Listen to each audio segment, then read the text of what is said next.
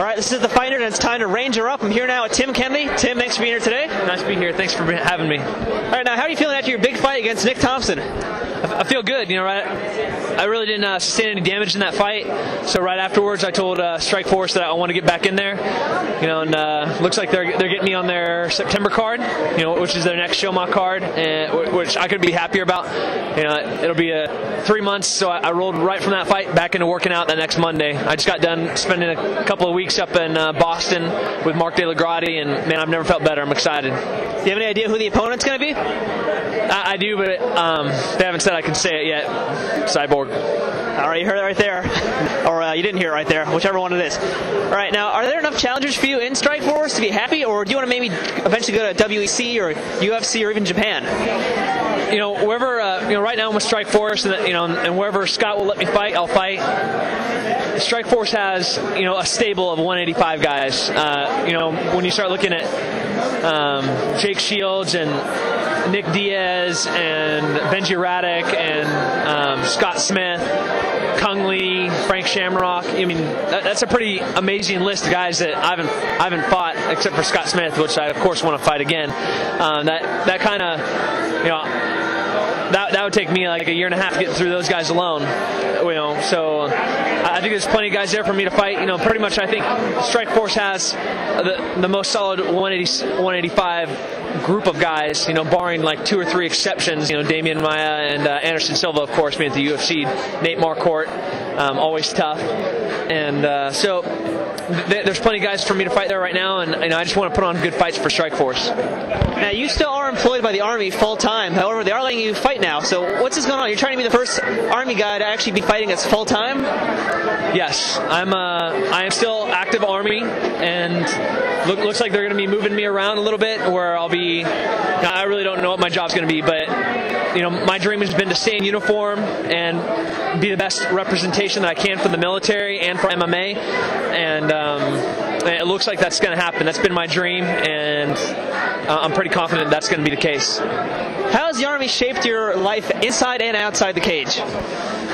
Inside the cage, it's made me a much more. Before I came into the Army, you know, I was pretty successful in MMA, but I lacked a lot of discipline. I pretty much just went off, you know, God-given gifts. Now I'm way more of a disciplined athlete. You know, traveling, eating right, working out with the right guys.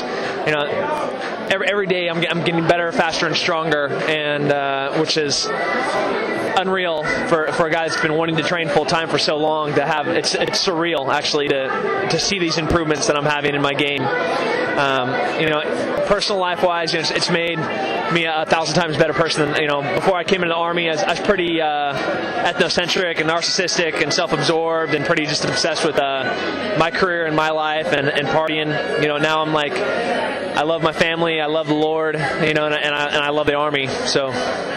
Now, what's the hand-to-hand combat like? 'Cause I know there's some grappling, some striking also. What's it like in the Army as far as their combat goes?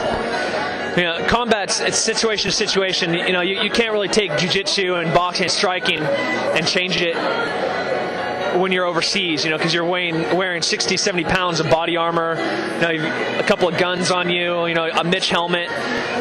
It gets a lot trickier when you're trying to do stuff that's not real simple. So the basics of like teaching a soldier how to fight, you can't show them any cool stuff. You just got to give them the fundamentals that will then carry over into being in kit. And you know, the hand-to-hand combat stuff, it's scary. You know, I've had too many situations being in special forces where I've had to, you know, be hands-on with people, and you know, I just thank God that I had the training that I had, where it's you know, got to neutralize situations and didn't escalate.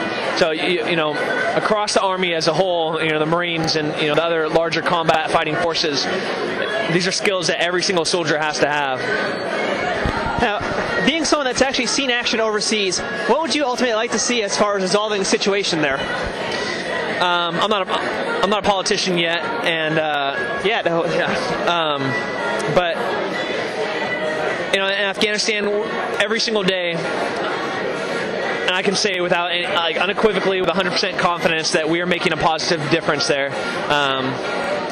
When I was there, last year there's some girls that got some acid thrown in their face because they're going to school. That's the reason they had an acid thrown in their face, was the Taliban didn't want them to go to school. And we went and found those guys. So there's absolutely any proud American that can stand up and live their life with the freedoms to be able to do whatever they want, practice whatever religion they want, say whatever they want, eat whatever they want, and go to school wherever they want. Pretty much just live a regular life. These things that we take for granted, these are the freedoms that we're just literally trying to give these people, and it's a war just to give them the right to breathe and live and learn. So I'm proud of what I've done overseas in both Iraq and Afghanistan, and I applaud every single soldier that's over there right now. Do you think we'll ever have peace in the Middle East? Oh God. Tough question to say. Yeah, there never has been. I pray and I hope that there will be. Maybe in Afghanistan and Iraq, things will be. They are getting better, and they have been getting better.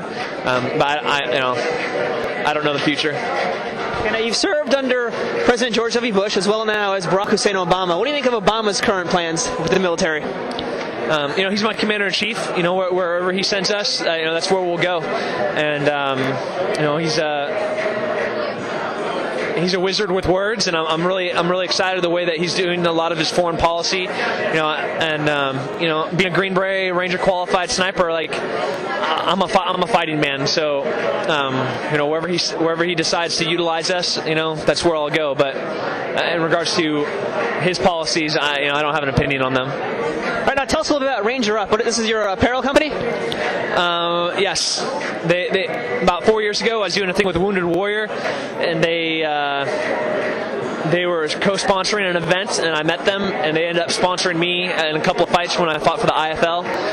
And we started building a relationship, and I now own a portion of the company, and they're business partners with me. And this company does, we make T-shirts. That's what we do to pay bills. But what we really do, the meat of what we do, is we help soldiers, angels, and wounded warriors. We're talking with them, the American Legion riders, and we're just really excited with being able to give back to the military community.